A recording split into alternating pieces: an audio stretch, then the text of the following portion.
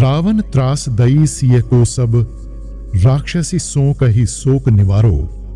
ताहि समय हनुमान महाप्रभु, जाय महा रजनीचर मारो। चाहत सिय अशोक सो आगी, सुदई प्रभु मुद्रिका शोक निवारो। को नहीं जानत है जग में कपि, संकट मोचन नाम तिहारो।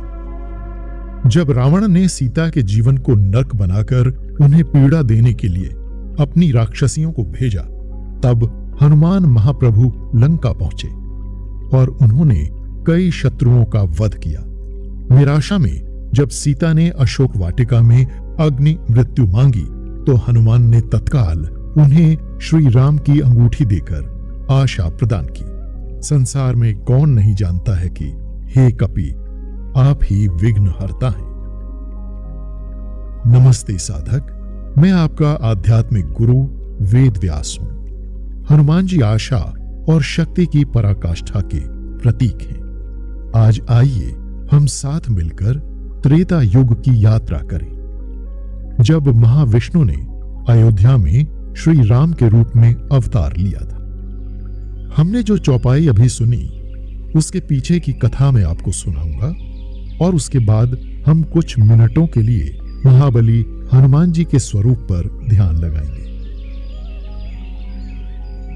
लंका के स्वर्णिम द्वीप के मध्य में माता सीता लंका के राक्षस राजा रावण के चंगुल से स्वयं को छुड़ाने के लिए श्री राम की प्रतीक्षा करते करते आशा खोने लगी थी। जब रावण कपट से सीता का अपहरण कर उन्हें लंका ले आया था, तब सीता ने सोचा था कि बस कुछ ही समय की बात है जब श्री राम उन्हें ढूंढते हुए आएंगे, उन्हें छुड़ाएंगे और उस दुष्ट रावण का वध करेंगे, जिसके नाम से तीनों लोकों के प्राणी भयभीत हो जाते थे। रावण ने सीता को हर संभव तरीके, साम, दाम, दंड, भेद से प्रसन्न करने की कोशिश की थी। रावण सीता से मोहित था और उनसे विवाह करना चाहता था, परंतु रावण उनके जितना निकट आने का प्रयास करता, सीता उतनी ही घृणा से भर जाती थी।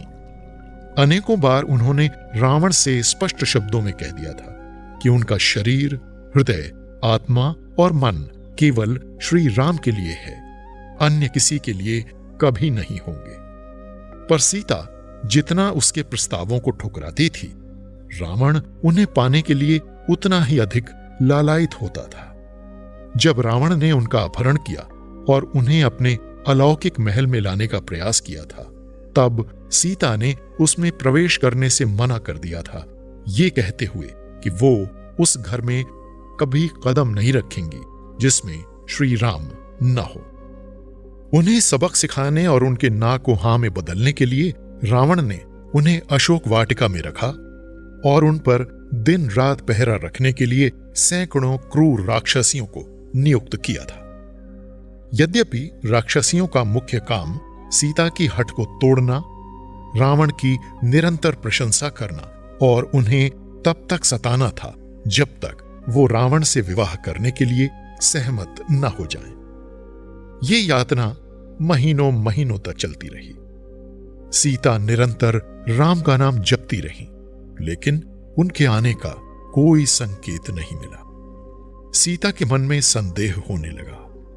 महाविष्णु के अवतार श्री राम, जिनके लिए कुछ भी असंभव नहीं था, उन्हें बचाने के लिए आने में इतना समय क्यों लगा रहे थे? क्या राम उन्हें भूल चुके थे? क्या वो सीता के बिना ही आगे बढ़ गए थे? क्या सीता कारण ही राम के लिए तरस रही थी? एक दिन रावण अशोक वाटिका में आया और हमेशा की तरह श्री राम को अपशब्द कहने लगा। उन्हें डरपोक, हारा हुआ, दीन और निकम्मा कहता रहा। समय समय पर राम को अपशब्द कहकर रावण ने सीता के हृदय में संदेह के बीज बो दिए थे। सीता ये जानकर स्तब्ध रह गईं कि ये बीज अंकुरित होने लगे थे।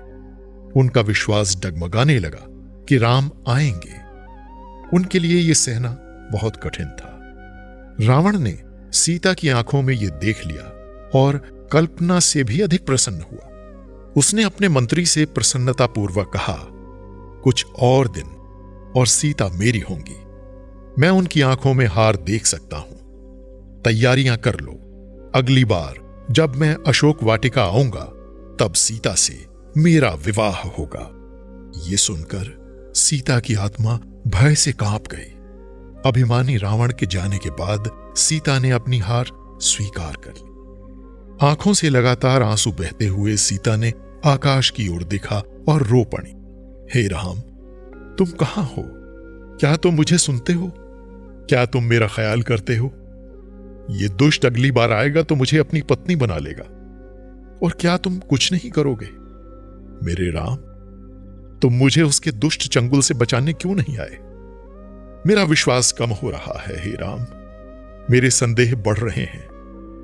मैं इस तरह जीना नहीं चाहती। ऐसा कहकर सीता ने अपनी साड़ी से फंदा बना लिया और अशोक के पेड़ पर उसे लटकाने ही वाली थी कि तभी कोई अजीब सा प्राणी पेड़ से कूदकर सीता के ठीक सामने प्रकट हुआ। वो एक छोटा वानर था, इतना छोटा कि सीता को लगा कि कहीं उन्हें भ्रम तो नहीं हो रहा है। लेकिन ऐसा नहीं था, क्योंकि कुछ ही समय में वो छोटा वानर एक सामान्य आकार के वानर में रूपांतरित हो गया और उनके सामने हाथ पैर जोड़कर श्रद्धापूर्वक बैठ गया। उसकी आंखों में आंसू थे और उसकी दृष्टि सीता के चरणों पर थी। माता, मुझे खेद है कि आपको दुष्ट रावण के कारण इतना कष्ट उठाना पड़ा, हनुमान ने अत्यंत संवेदनशील स्वर में कहा। लेकिन हे माता, आप आत्महत्या मत करिए, क्योंकि आपके कष्ट के दिन अब समाप्त हो चुके हैं। मैं यहां श्री राम का ही संदेश लेकर आया हूं। इस अपरिचित वानर के मुख से श्री राम का नाम सुनकर सीता के हृदय से सारी शंका ऐसे पिघल गई जैसे वो कभी थी ही नहीं। वो प्रसन्नतापूर्वक बोली, सच? मेरे राम कहां हैं? वे समुद्र के दूसरे तट पर अपनी सेना तैयार कर रहे हैं। वे शीघ्र ही आपको बचाने आ रहे हैं। मैं ये सुनिश्चित करने आया हूं कि आप जीवित और स्वस्थ हैं। हनुमान अभी भी सीता के चरणों को ही देख रहे थे। अचानक सीता गंभीर हो गई। हे वानर, तुम्हारे शब्द मुझे शांति और आशा देते हैं, लेकिन मैं तुम पर कैसे भरोसा करूं? मैं कैसे मानूं कि तुमको रावण ने मुझे छलने के लिए नहीं भेजा है? यह सुनकर हनुमान और अधिक भावुक हो गए। माता, मैं हनुमान हूं और आपके श्री राम मेरे प्रभु हैं। मैं उन्हें कभी धोखा नहीं दूंगा और न ही आपको। मेरे प्रभु को पता था कि ऐसी परिस्थिति आएगी, क्योंकि वो सर्वज्ञ हैं। इसलिए उन्होंने मुझे आपको ये अंगूठी देने के लिए कहा है, एक वचन के रूप में कि वो आएंगे और आपको बचाएंगे। हनुमान ने अपनी जिह्वा के नीचे से एक अंगूठी निकाली, जिसे देखते ही सीता तुरंत राहत से रोने लगी, क्योंकि उन्होंने श्री राम की अंगूठी पहचान ली थी। हे राम, आप वाकई आ रहे हैं। सीता ने अंगूठी को बार बार गले लगाया। फिर उन्होंने हनुमान के सिर पर हाथ रखा, जिनकी उपस्थिति ने उस मनहूस अशोक वाटिका में उन्हें आशा और शांति प्रदान की थी। मेरे प्रिय हनुमान, अब से मैं तुम्हें अपना पुत्र मानती हूं, सीता ने कहा, और श्री राम को बताना कि मुझे पूर्ण विश्वास है कि रावण के अंतिम दिन निकट हैं। हनुमान उत्साह के साथ चिल्लाए, जय श्री राम, जय श्री राम। हनुमान न केवल भक्ति के प्रतीक हैं, बल्कि शांति और आशा के अग्रदूत भी हैं। कभी कभी हम सभी अपने जीवन के उतार चढ़ाव से जूझते हुए अपने हृदयों से आशा को जाता हुआ महसूस करते हैं। कष्ट के समय हनुमान का नाम ही है जो न केवल हमें बल और सुरक्षा प्रदान करता है, बल्कि हमारे हृदय में आशा भी भरता है। आइए इस शांत दृश्य स्थान के साथ भगवान हनुमान को अपने हृदय में आमंत्रित करें। अगले कुछ मिनट मैं चरण दर चरण आपका मार्गदर्शन करूंगा। मेरे निर्देशों को ध्यानपूर्वक सुनें। कृपया आराम से पालथी मारकर बैठ जाइए।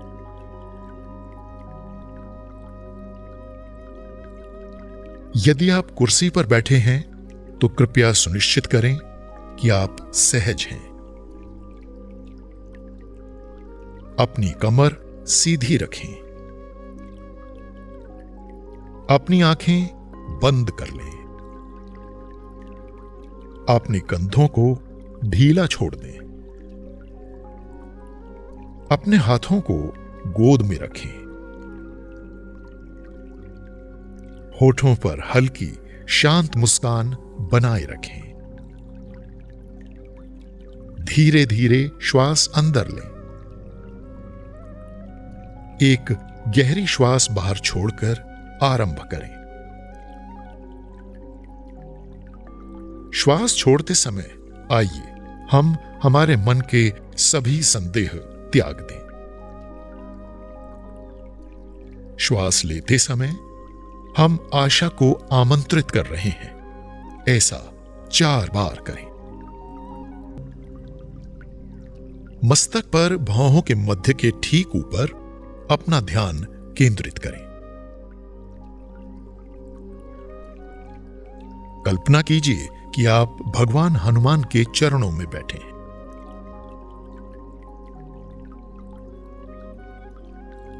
वो आपके सामने एक ऊंचे मंच पर विराजमान हैं। वो सुखासन में बैठे हुए हैं। उनकी कमर सीधी है। उनकी बलवान पूंछ उनके पीछे कुंडलित है। उनकी आंखें गहरे ध्यान में बंद हैं।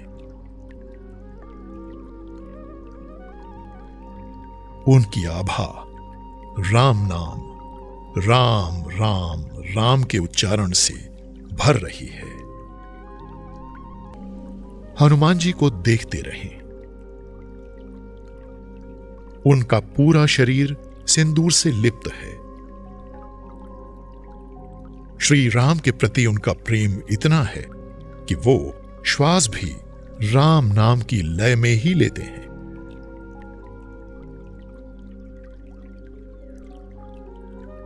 राम नाम को सुनते रहें जो उन्हें घेरे हुए है।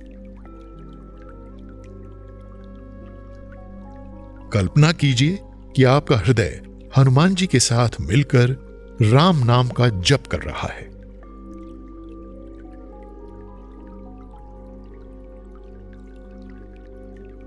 हनुमान जी की अलौकिक भक्ति को महसूस करें। कल्पना कीजिए कि वो भक्ति आपके हृदय में भी भर रही है। अपने मन से भय को दूर होते हुए देखिए।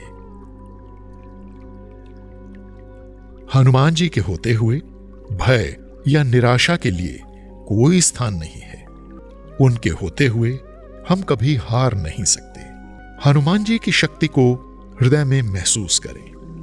उनकी ऊर्जा को रगों में महसूस करें। जिसकी रक्षा हनुमान जी करते हैं उसके लिए कुछ भी असंभव नहीं है। आप देख रहे हैं कि हनुमान जी धीरे से अपनी आंखें खोल रहे हैं।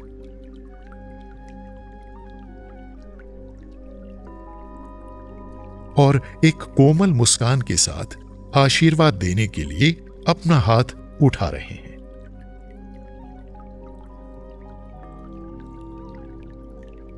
वो संकेत दे रहे हैं कि हर परिस्थिति में वो हमारी रक्षा करने के लिए उपस्थित हैं।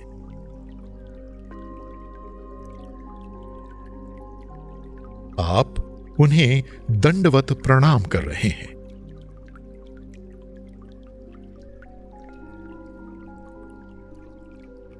हनुमान जी के होने मात्र से आप बलवान महसूस कर रहे हैं।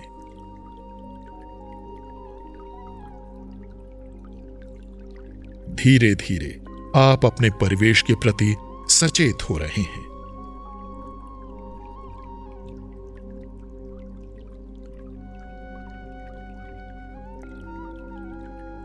आप अपने कमरे में वापस आ गए हैं। पूरे उत्साह के साथ अपने दिन का आरंभ करने के लिए तैयार हैं।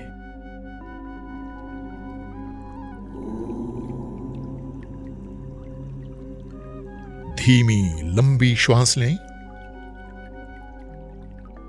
धीरे धीरे अपनी हथेलियों को मलें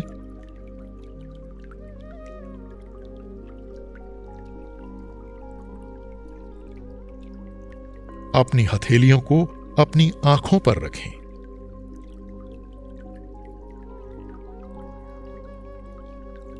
अब धीरे धीरे अपनी आंखें खोलें।